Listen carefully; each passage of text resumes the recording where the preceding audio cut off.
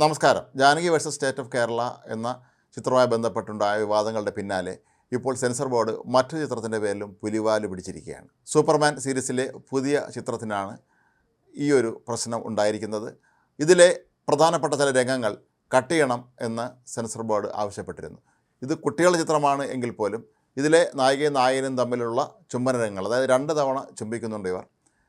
ഇത് കട്ട് ചെയ്ത് മാറ്റിയില്ലെങ്കിൽ ചിത്രത്തിന് എ സർട്ടിഫിക്കറ്റ് നൽകും എന്നായിരുന്നു സെൻസർ ബോർഡ് ഇവരെ താക്കീത് നൽകിയിരുന്നത്.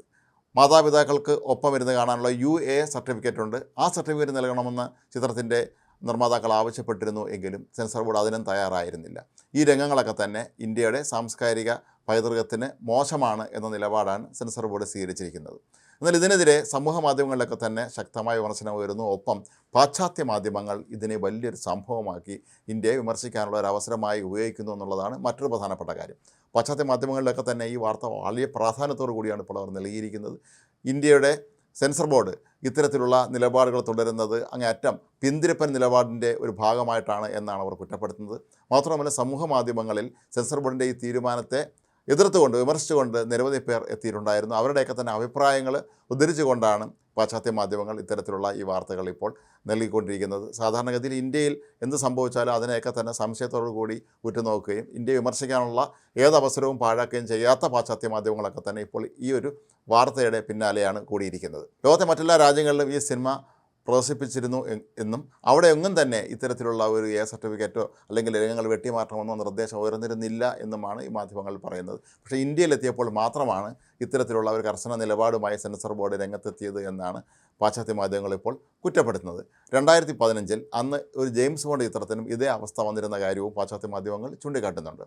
അതിലെ നായകനും നായികയും തമ്മിലുള്ള 2 ചുംബന രംഗങ്ങൾ ഉൾപ്പെടെയുള്ള 4 സീനുകൾ വെട്ടിമാറ്റണം എന്ന് സെൻസർ ബോർഡ് അന്ന് ആവശ്യപ്പെട്ടിരുന്നു.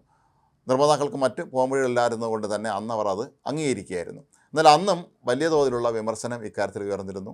ഇന്ന് സംഭവിക്കുന്നത് പോലെ തന്നെയാണ് പാശ്ചാത്യ മാധ്യമങ്ങൾ തന്നെയാണ് ഇക്കാര്യത്തിൽ അന്ന് മുൻകൈയെടുത്തിറങ്ങിയിരുന്നത്. കാരണം ഈ ചിത്രങ്ങളൊക്കെ തന്നെ ഇംഗ്ലീഷ് സിനിമകളാണ് എന്നുള്ളതാണ് ഇതിൻ്റെ പ്രധാനപ്പെട്ട കാര്യങ്ങളിലൊന്ന്. സൂപ്പർമാൻ ചിത്രമാണെങ്കിലും ജെയിംസ് ബോണ്ട് ചിത്രമാണെങ്കിലും ഒക്കെ തന്നെ ഇവയെല്ലാം ഇംഗ്ലീഷ് സിനിമകളാണ് എന്നുള്ളതായിരിക്കാം ഒരുപക്ഷെ ഈ പാശ്ചാത്യ മാധ്യമങ്ങളെ ഇത്രയധികം പ്രകോപിപ്പിച്ചിരിക്കുന്നത്.